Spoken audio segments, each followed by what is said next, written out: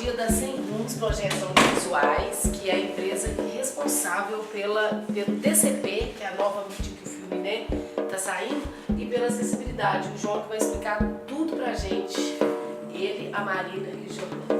Ok? Para vocês agora.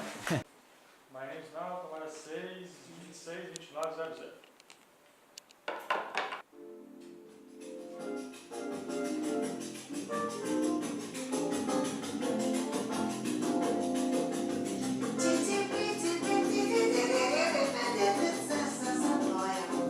Então, o que é acessibilidade no cinema, né? Dentro do cinema, a gente trabalha no meio audiovisual, e esse meio audiovisual, quando você é incapaz de escutar, de ver, ou mesmo de falar, a gente precisa de traduzir essas coisas, ou a informação que vem através da imagem, ou a informação que vem através dos sons, para uma língua que permita que todo o conjunto, que é a narração audiovisual, ela atravesse para esse outro público, que não é o público ouvinte ou o público vidente. Então, as medidas de acessibilidade são a tradução para essas outras línguas, sejam elas uma descrição, no caso da audiodescrição para os não videntes, ou seja ela a Libras e a legenda descritiva. Existe uma vontade sempre, como tudo no audiovisual existe uma grande dificuldade em você traduzir vontades poéticas ou vontades narrativas que são sempre motivos muito complexos para uma outra língua. Então, é um processo muito cuidadoso que deve levar em consideração tudo que aquele filme propõe, tudo que aquela obra propõe, seja ela um teatro, seja ela um filme, um documentário ou uma videoarte, se em algum momento a videoarte necessitar desse tipo de palavra, desse tipo de expressão. Então, basicamente, é fazer a tradução de uma linguagem que incorpora todas as linguagens para o lugar onde ela não alcança, para quem não escuta ou para quem não vê. Em grande medida, a gente parte de uma obra já pronta. Então, a partir de um roteiro e de um filme já feito, a gente analisa esse filme.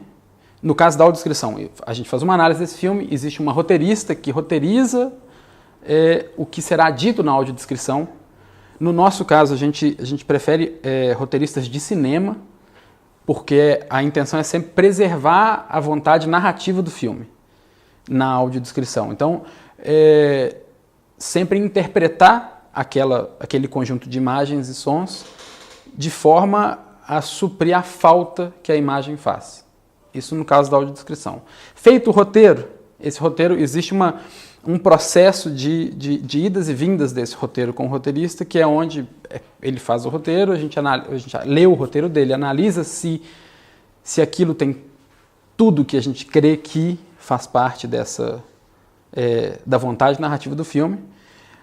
Sempre há a intenção de que a direção do filme participe do processo de roteirização. Nem sempre é possível, acaba que quando a gente entra no momento da criação dos itens de acessibilidade, o filme já está mais encaminhando para o seu final, então as pessoas que trabalharam, inclusive os diretores, eles tendem a estar muito ocupados com ou distribuição ou muitas outras coisas, e acaba que nem sempre é possível chegar nesse ponto desse bate-bola. Mas a intenção sempre está aí de que a direção participe, que as intenções narrativas do filme elas se mantenham nessa outra linguagem. Feito o roteiro e aprovado esse roteiro, a gente entra para a fase de gravação. No nosso caso, nós gostamos de utilizar atores, ao invés de utilizar locutores. Porque parece que a gente sente que existe uma dimensão da interpretação vocal de um texto que pode dar muito mais do que a simples leitura daquele texto. Então, sempre os atores colocam as emoções ou os ritmos que as cenas pedem. E aí a gente entra no processo de gravação, que é um processo de muita readaptação do roteiro, porque a transição da palavra escrita para a palavra dita, ela sofre com o contexto em que ela está inserida. Depois dessa gravação, a gente edita esse som e faz a mescla com o filme. Idealmente a gente deveria receber o filme aberto, mas normalmente a gente faz a mescla sobre a mescla do filme já feita. E na legenda descritiva, o processo é o mais direto deles, que é basicamente a descrição dos sons que não são que o filme tem, com as intenções narrativas daqueles sons. Então, um vento não é só um vento, pássaros não são só pássaros, são pássaros com uma determinada intenção. Então a gente tem que encontrar maneiras narrativas pertinentes à linguagem do filme para conseguir traduzir uma determinada emoção que aquele som dá. Então é sempre um processo é sempre um tricô muito, muito complicado de fazer e muito cheio de nuances. Que são das coisas que a gente mais gosta, são as nuances, de trabalhar com esse problema de como descrever o que parece ser impossível de ser descrito. E bem, feito tudo isso, é juntar todos esses itens, os 3 itens, com o filme. Então, a Libras, ela também tem toda esse samba que a gente faz para chegar num resultado que leve em consideração não só o que é dito no filme, que a Libras cuida do que é dito, mas também da forma com que é dito. Então, por exemplo, no próprio filme da Elsa que a gente está fazendo agora, a gente acabou de passar por uma questão interessante. Um poema que a Elsa declama sobre o tempo e a relação dela com o tempo. E a dúvida era, interpretamos o poema ou literalmente levamos as palavras para Libras? No caso desse poema, a escolha foi levar as palavras para Libras porque o poema é um jogo de palavras. Então também há esse tipo de decisão, que ela é narrativa, e é uma decisão de sensivelmente entender quais são as vontades do filme. Então o filme ele está querendo uma interpretação ou ele está entregando um instrumento da interpretação? Nesse caso, o poema é a entrega do instrumento e o problema está com o espectador. A Libras é feita em tela verde, porque a gente coloca um pequeno quadrinho dentro do filme, só com a pessoa. Então, é um processo de gravação comum. Ilumina-se o set para que a gente possa recortar essa pessoa e inserir ela no filme sem a interferência de um segundo espaço dentro do filme. Também é importante colocar aqui, ainda não existe um padrão escolhido para a distribuição da Libras nos cinemas, mas ele ainda não foi aplicado nos cinemas brasileiros. Se tudo sair bem, a partir desse ano os cinemas são obrigados a começar o processo de adaptação para ter também a distribuição em Libras, audiodescrição e legenda descritiva, se não me engano, em todas as sessões, só que me imagino que eles tenham 2 anos para cumprir essa determinação. Nós não tivemos a experiência de assistir com todas as acessibilidades. A gente já teve alguns feedbacks de audiodescrição, principalmente, que foram bastante positivos, mas ainda falta essa coisa de fazer das sessões com acessibilidade. Eu acho que é muito importante que não só o Circulabit, mas que os festivais levem em consideração sempre todos os públicos possíveis, sejam eles os não ouvintes, sejam eles os não videntes. Então eu acho que é muito importante que os festivais levem em consideração e atendam sim todos os públicos, sejam eles os não videntes e sejam eles os surdos. Essa parceria com a Ed Filmes para poder fazer a acessibilidade do documentário da Elsa Soares, ela vem cheia de desafios. Primeiro porque o documentário não é um documentário que carrega ordinariamente a mensagem. Ele é um documentário que brinca com a forma do documentário, com a forma não só visual, mas também sonora dessa mensagem que ele quer passar. E isso para a gente representa um tremendo desafio de nos adaptar à loucura que é o documentário. E o tempo inteiro ter que costurar ao redor da Elsa e ao redor dessas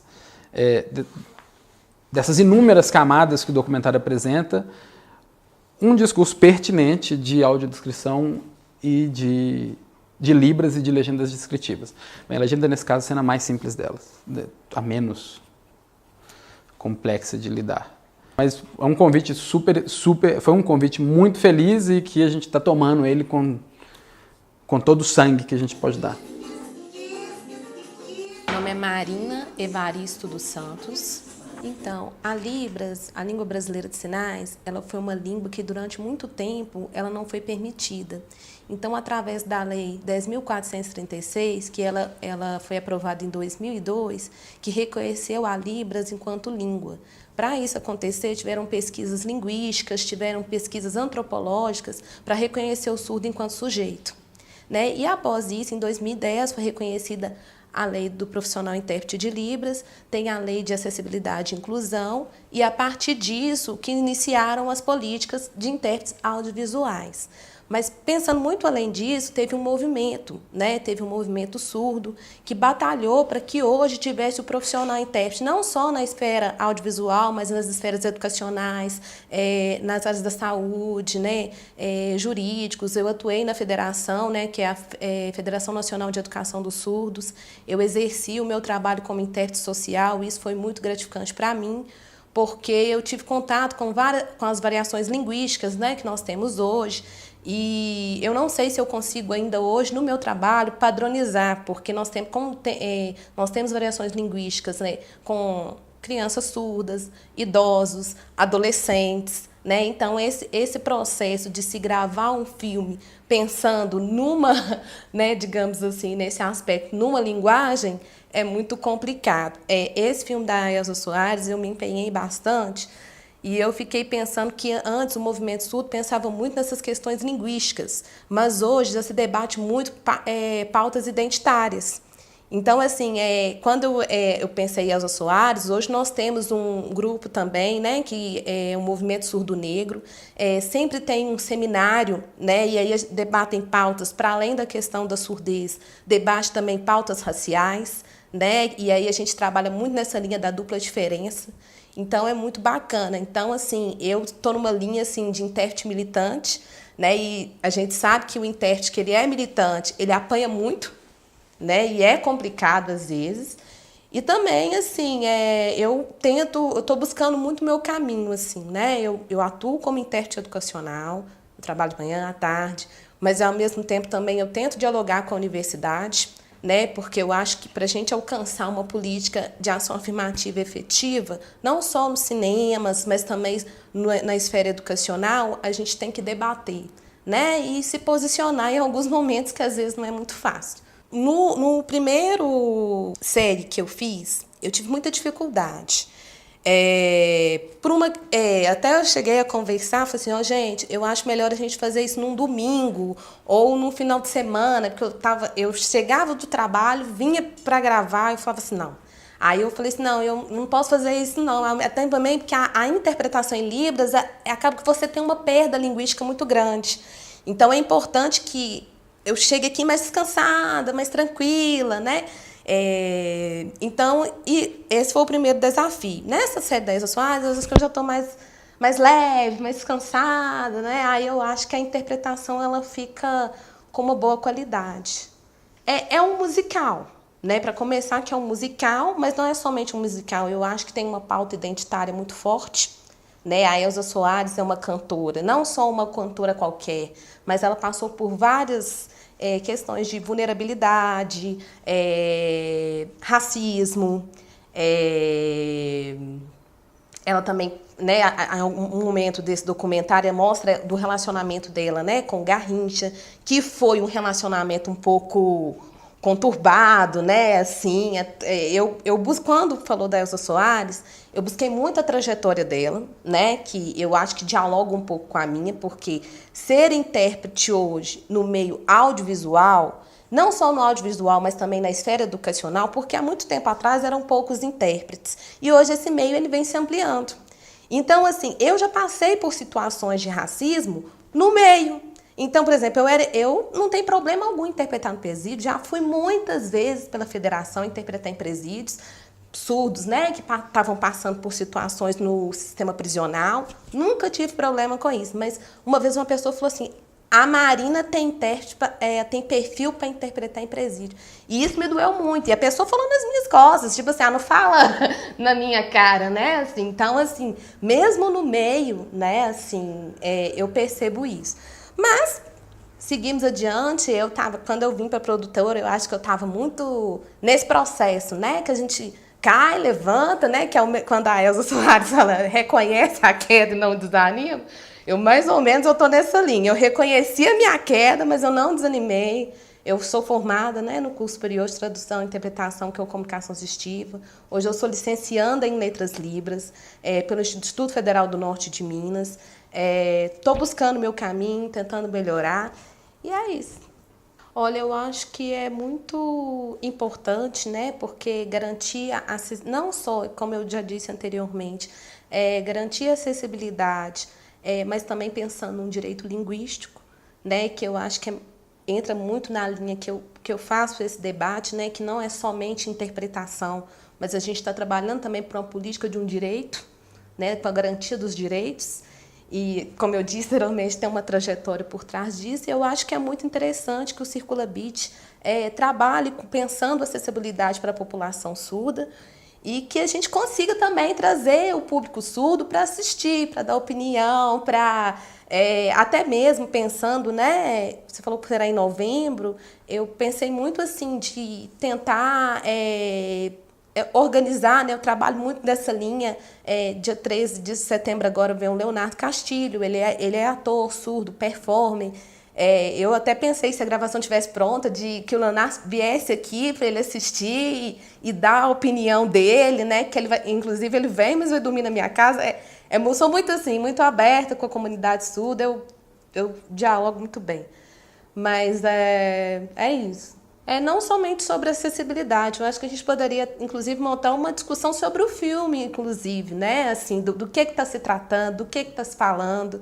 Né? É lógico que a gente tem que avaliar o profissional intérprete, sim, avaliar a competência linguística dele, ver se ele está fazendo uma interpretação bicultural, né? Porque uma coisa é língua portuguesa, outra coisa é língua de sinais, e você passar isso para uma outra língua, fazendo essa interpretação bicultural. Eu convivo muito, eu viajo com surdos, eu estou no meio, enfim. Então, eu tento fazer da melhor forma a interpretação bicultural, né? Assim, para que fique mesmo parecendo que está na língua, né? Que eu acho que é uma dificuldade, não só dos intérpretes de Libras, mas também eu acho que no inglês, no francês, né? Às vezes tem algumas falas que você tenta trazer mesmo para a língua de sinais. Assim, não só no meio da interpretação, mas trazer mesmo para a língua, né? Dos dialetos mesmo.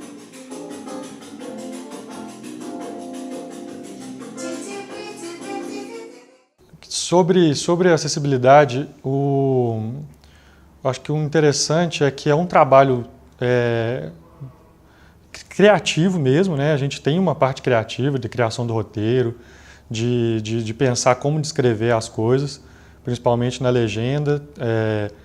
É sempre uma procura, eu sempre descubro, assim, eu faço a legenda e eu sempre tenho que descobrir palavras novas para a gente escrever coisas que normalmente a gente não descreve, porque a gente já escuta, então a gente simplesmente entende aquelas palavras, aquele som, e normalmente a gente não tem uma palavra para aquilo, então a gente que escuta meio que perde essa descrição, que eu tenho que rebuscar isso, assim.